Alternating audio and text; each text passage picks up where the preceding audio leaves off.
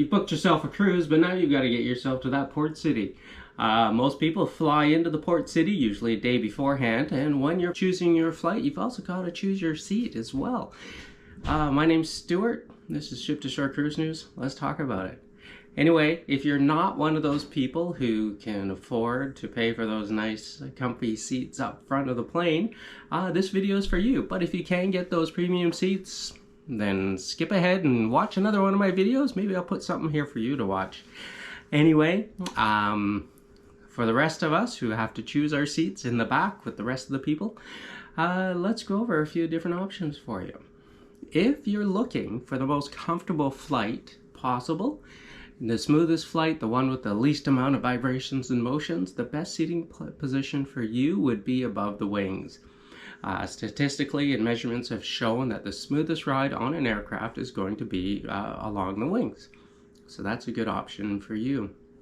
If you're someone who wants more legroom, maybe you're a little bit taller than average, you may want to choose a seat in the exit aisles. That's right, the exit aisles, they can be a few dollars more expensive, but you do get quite a bit more legroom in those seats.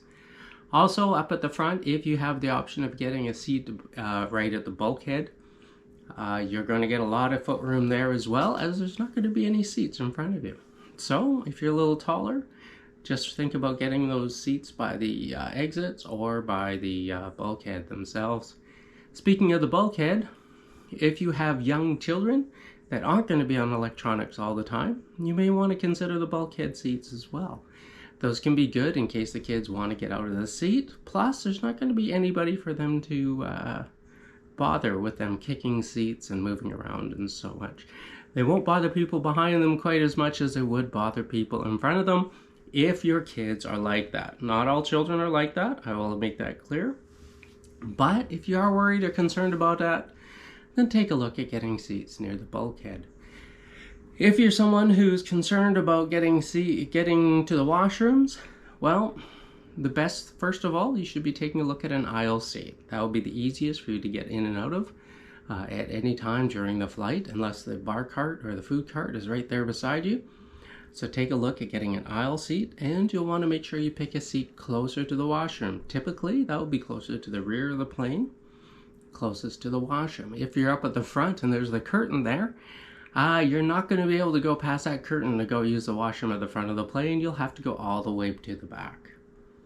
Additionally, if you're someone who wants to take a nap or sleep on the plane, statistically they say around the middle of the plane, and you're going to want to get a window seat as well. If you can get a seat that has an actual window, studies and reports have shown that people with actual windows, instead of, that bulkhead between the windows, people tend to sleep better when there's an actual window there. Perhaps they can lean over a bit. Make sure you bring a pillow or one of those neck protector things, neck pillows. They can make it quite comfortable.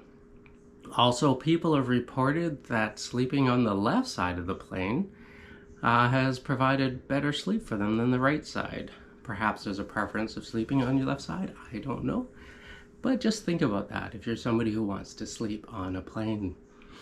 If you're somebody who's a little anxious about flying on the plane and you're worried about planes crashing, first of all, more people die in automobile crashes a year than airplane crashes.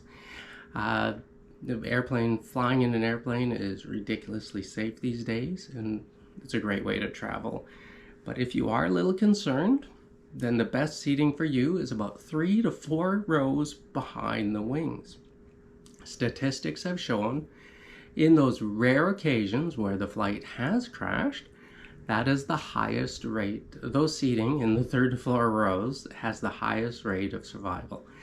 So if you're a little concerned, then you can alleviate some of that concern or anxiety by sitting in the 3rd or 4th row after the wings. And that's about it for now. I hope this answered a few of your questions and a few of your concerns.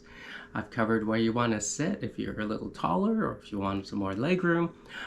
We talked about where you want to sit if you need to get to the washroom really quickly, if you have children, if you're a little anxious about flying and you want to feel a little bit more secure. We talked about that as well. Just a few points, things that people don't think about. I love flying. I love the window seat, but when I'm traveling with my family, I tend to give up that seat so others can enjoy sitting by the window and looking out the window as well. Anyway, my name's Stuart. This is Ship to Shore Cruise News. I hope you like this information. Click like, click subscribe, all that fun stuff. I'm gonna have another video here for you. Hopefully you'll watch it. Hopefully, I know you'll watch it. I know you're gonna enjoy it. And there's gonna be another one after that too for your enjoyment as well. Anyway, good talking to you. Talk to you later.